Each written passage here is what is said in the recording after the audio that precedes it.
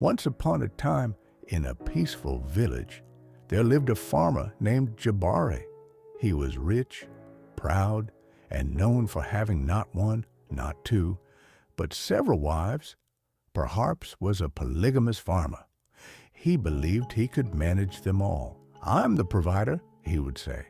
"They depend on me." But what Jabari did not know is that pride often comes before the fall.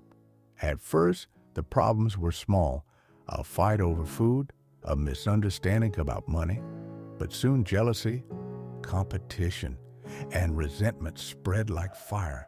The wives no longer respected him or each other. And Jabari was lacking control of everything, being bitter and angry about being treated unfairly.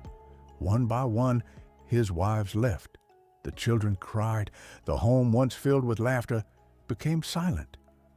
The land was untended, his wealth vanished, and Jabari, the proud farmer, was now a lonely man, with nothing but regret, hence a saying, "What you don't value will one day leave you." The proud Jabari tried to pretend like nothing had changed, but his heart was broken, and so was his life. One Sunday morning, Jabari walked into a church he had never entered, not for faith, not for friends, just for peace.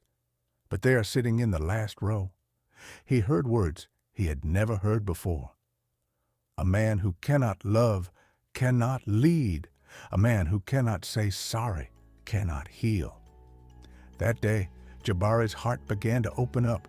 At church, Jabari found more than comfort. He found the desire to change and become a responsible man, to rebuild what pride had broken and to heal what silence had hurt.